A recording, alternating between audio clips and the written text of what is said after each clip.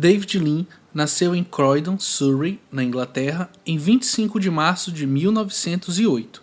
Insatisfeito com o estudo formal e com o ofício de contador juramentado que seu pai lhe ensinara, Lean, sempre que podia, refugiava-se no cinema local, onde se encantava com os filmes silenciosos americanos, como Os Quatro Cavaleiros do Apocalipse, de 1921, e Mare Nostrum, de 1926, ambos de Rex Ingram, diretor que admirava e que acabou se tornando uma grande inspiração.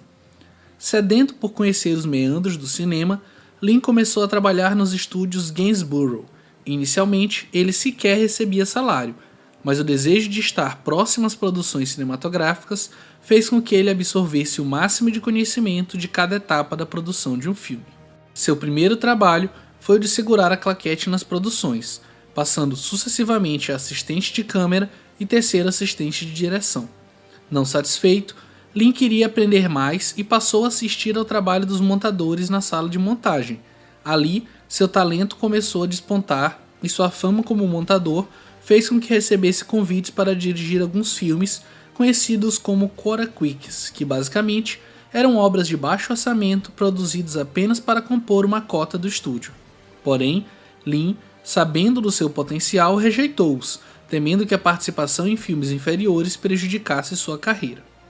Normalmente, David Lean é associado aos grandes épicos por ele produzidos, porém, o diretor é muito mais que isso. Antes de ser um cineasta de obras grandiosas, David Lean é um contador de histórias com talento absurdo em transmutar textos em imagens, algo que fica bem evidente já em seu primeiro trabalho, Nosso Barco, Nossa Alma, de 1942. Apesar de David Lean ser creditado como co-diretor ao lado do escritor Noel Coward, o que se sabe é que durante o processo de filmagem, Coward percebeu o talento de Lean e acabou por deixar a direção do filme a seu cargo. Nosso Barco, Nossa Alma é uma clara propaganda de guerra produzida para enaltecer os soldados da Marinha Britânica. É preciso contextualizar a época da produção, o auge da Segunda Guerra Mundial, o que só reforça o espírito ufanista da obra. Entretanto, chamar o filme de uma simples peça propagandista é desmerecer o talento de David Lean como um contador de histórias por meio de imagens. Em Nosso Barco, Nossa Alma, ele utiliza-se do design de som e de movimentos de câmera para contar uma história sobre pessoas e os motivos que as levaram a defender seu país em uma guerra. Repare, por exemplo, nessa cena, como Lean utiliza o som de explosões associado com sincrônicas trepidações com a câmera para realçar o pavor do jovem soldado diante de uma batalha.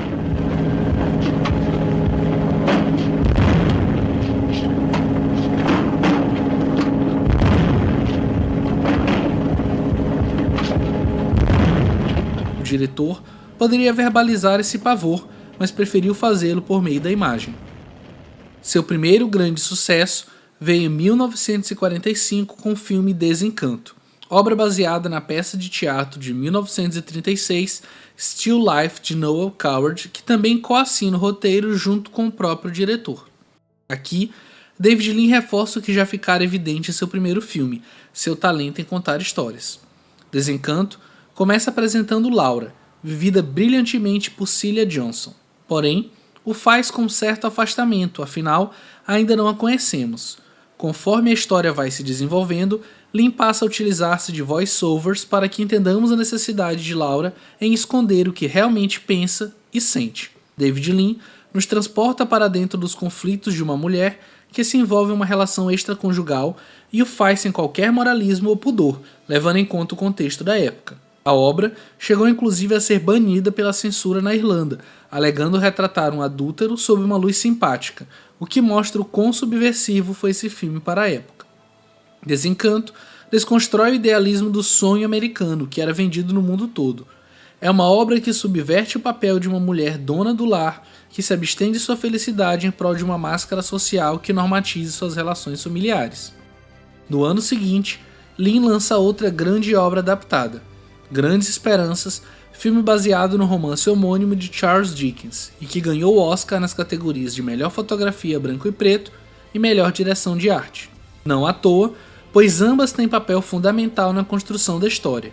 Comecemos por observar a cena de abertura que mostra o jovem Pip tendo ao fundo uma gigantesca e ameaçadora igreja.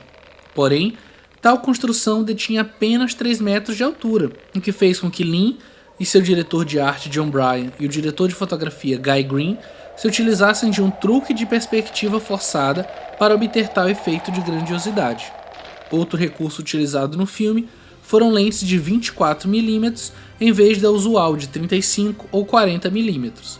Dessa forma, os cenários passam a assumir proporções maiores do que realmente possuem. Por exemplo, os interiores da mansão gótica e decadente de Miss Havisham criam uma sensação de ameaça, de algo muito maior do que as pessoas ali dentro.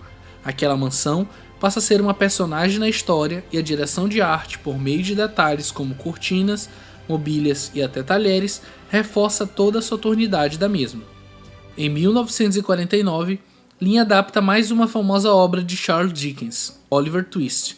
O lançamento do filme nos Estados Unidos foi adiado até 1951 por conta de protestos de grupos de pressão judaicos que julgaram que o retrato de Alec Guinness para o personagem Fagin era antissemita.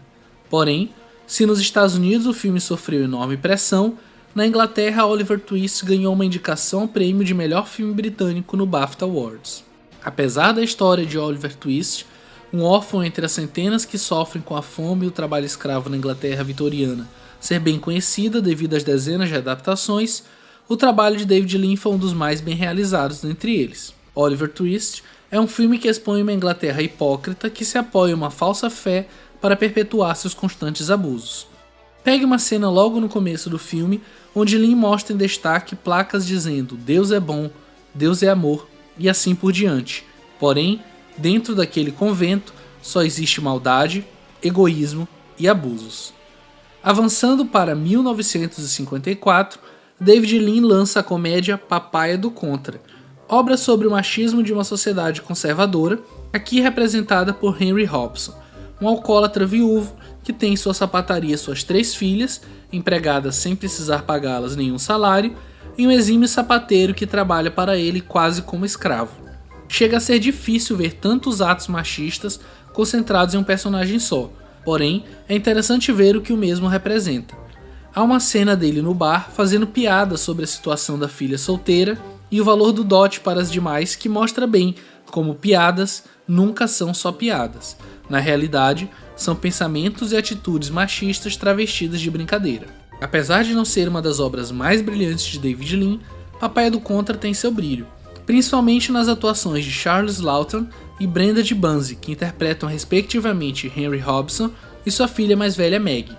É maravilhoso poder ver uma personagem feminina como Meg mandando aqueles homens lavar a louça, falando com autoridade e força, sendo dona do próprio destino, mas sem aquele desnecessário estereótipo de mulher masculinizada. 3 anos depois, Lean lança o épico A Ponte do Rio Kwai, mas isso é assunto para o próximo vídeo. Nesses primeiros 12 anos da carreira de David Lean, é possível observar um cuidado muito grande em como o diretor quer contar suas histórias. É um trabalho mais intimista e focado, mas isso mudará bastante a partir de 1957. Por ora, convidamos todos a conhecerem o podcast Plano Sequência, em especial o programa sobre o próprio David Lean, que também está dividido em 2 partes. Também convidamos a conhecerem nosso perfil no Spotify, onde poderão ouvir nossos episódios onde e quando quiserem. Os links estarão na descrição, junto com os demais materiais de apoio. Não deixem de conferir. Um forte abraço e até a próxima.